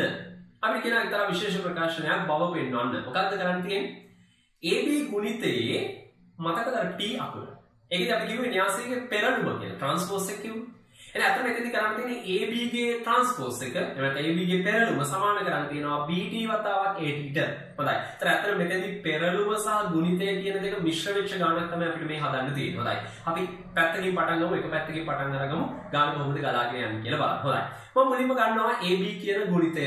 මුලින්ම කරන්නේ මම අන්න ඒක. ඒ තමයි මගේ වම් පැත්තේ පෙරළුමට කලින් ඇතුලේ තියෙන්නේ AB ගුණිතේ. අන්න ඒක තමයි මම මුලින්ම හොයන්නේ. එහෙනම් මම මුලින්ම හොයනවා AB ගුණිතේ. කොහොමද අපි ගුණිතයක් හොයන්නේ? අපි දන්නවා හදන හැටි. පළමු පේළිය පළවෙනි තීරුවෙන් පළමු පේළිය දෙවෙනි තීරුවෙන් ආදී වශයෙන් ගුණ කරමින් එකතු කරමින් යනවා. දැන් ඒකට නිර්ණායකය හරියද? ඔව් අනිවාර්යයෙන්. පළවෙනි න්‍යාසයේ තීරු ගාන 2යි දෙවෙනි න්‍යාසයේ පේළි ගාන 2යි. අපිට පැහැදිලිව පේනවා. එහෙනම් මේ දෙක සමානයි. ඔව් ගුණ කරන්න පුළුවන්. එහෙනම් මට පුළුවන් නේද AB ගුණිතේ මෙන්න මේ විදිහට හදන්න. දැන් මේ ගාන මට කලින් ඔබ පියවර අනිවාර්යෙන් හදන්න වීඩියෝ එක නවත්තුමින්. එතකොට ඔබට බලා ගන්න පුළුවන් ඔබ යම් කිසි මට්ටමකට මේ ගණන් තුල මේ සිද්ධාන්ත තුල ඇවිල්ලාද කියලා. හොඳයි. මෙන්න AB ගුණිතේ මම මේක සුළු කරලා ගන්නවා අවසාන වශයෙන් මෙන්න AB න්‍යාසය. හොඳයි. දැන් අපිට AB නෙවෙයි අත්‍තරම අවශ්‍ය. මොකද පෙන්වන්න තියෙන ප්‍රකාශනයේ වම් පැත්ත තුල තියෙන AB නෙවෙයි AB ගේ T. එහෙම නැත්නම් යාගේ පෙරළුම. හොඳයි මම මෙයාගේ පෙරළුම ගන්නවා. AB ගේ ට්‍රාන්ස්පෝස් එක. කොහොමද එන්නේ? හැම පේළියක්ම තීරුවක් ලෙස යනවා. අපි දන්නවා පෙරළපු විදිය. එහෙම නැත්නම් 2 වැඩි කිරීම 3 ගණයේ දිවිච්ච න්‍යාසය. දැන් 3 වැඩි කිරීම 2 ගණයක් සහිත න්‍යාසයක් බවට පත් වෙලා තියෙනවා. හොඳයි. ඔන්න මම අවශ්‍ය ප්‍රකාශනයේ වම් පැත්ත නිර්මාණය කරගෙන ඉවරයි. හොඳයි. දැන් මට තියෙනවා දකුණු පැත්තත් නිර්මාණය කරන්න. ඒ දෙක සමාන නම් මට නිගමනයකට එන්න පුළුවන් මේ ප්‍රකාශනය හරි. හොඳයි. මම යනවා දකුණු පැත්ත නිර්මාණය කරන්න. මම මේකට දාගන්නවා අංක 1 පසු අපේ ප්‍රයෝජනය සඳහා. හොඳයි. මම යනවා අංක 2 නිර්මාණය කරන්න. නැත්නම් දෙවෙනි කොටස හදන්න. මුලින්ම මම කරන්නේ A ගේ පෙරළුම ගන්නවා. AD. ඊළඟට ගන්නවා B ගේ පෙරළුම. දැන් ඒක තමයි ඇයි ඒක කරන්නේ. අපිට පැහැදිලිව පේනවා අපිට සාධනය කළ යුතු ප්‍රකාශනයේ දකුණු පැත්ත දිහා බැලුවොත් ඒකේ තියෙන BT සහ AT ගුණ වෙලා. එහෙනම් මම මුලින්ම කරගන්න ඕනේ AD දෙන්නගේ පෙරළුම් දෙක නිර්මාණය කරගන්න. ඒක තමයි මම දැන් කරලා තියෙන්නේ. හොඳයි. මම දැන් මේ දෙක ගුණ කරනවා. නමුත් A මුලින් B පස්සේ පිළිවෙල නෙවෙයි. දැන් පිළිවෙල මාරු වෙලා. මුලින් තමයි B. අතන B ගේ පෙරළුම. ඊළඟ තමයි A ගේ පෙරළුම. BT සහ AT. හොඳයි. මම මේ දෙක ගුණ කරනවා. ඔබට අර විදියමයි ගුණ කිරීම කරන්න පුළුවන් බොහොම සරලයි. දැන් ඒක කරන්න පුළුවන් නිර්ණායකී ගැටලුවක් වෙන්නේ නැද්ද? නෑ. ඔබ බලන්න. පළමු න්‍යාසයේ දැන් පළමු න්‍යාසයේ තීරු ගාන 2යි දෙවෙනි න්‍යාසයේ පේළි ගාන 2යි ඒ ගුණ කිරීම සිද්ධ කරන්න පුළුවන් අනිවාර්යයෙන්. ඉතින් කිසිම හානියක් වෙන්නේ නෑ. ඔබ ඒක බලන්න. එතෙන්දී අතරම පොඩ්ඩක් ගැඹුරින් කල්පනා කරනකොට ඔබට තේරෙනවා පෙරළුවට පස්සේ ගණයන් වල පේළි තීරු ගණන් මාරු වෙනවා. නමුත් අපි ඊට පස්සේ න්‍යාස දෙකේ පිළිවෙලක් මාරු කරා. අන්න ඒක නිසා මෙතනදී හානියක් වෙන්නේ නෑ. පොඩක් ගැඹුරින් හිතන්න පුළුවන් කෙනෙක් නම් හිතලා බලන්න ඒ අවස්ථාව තේරෙයි. හොඳයි. මම මේ දෙක ගුණ කරනවා. බොහොම සරලයි. මේ ගුණ කිරීම පිළිවෙල ඔබ වීඩියෝ එක නවත්තලා තනියම ලියන්න. ලියලා බලන්න හරියද කියලා. මෙන්න ගුණ කිරීම මට ABT AT න්‍යාසය මෙන්න මේ ආකාරයෙන් ගන්න පුළුවන්. ඔබට මතක නම් අංක 1 කියලා ගත්ත ප්‍රකාශනයේ ඒක අනුව මට කියන්න පුළුවන්. හරියට මේ ඇවිල්ලා තියෙන්නේ AB ගේ ට්‍රාන්ස්පෝස් එකම.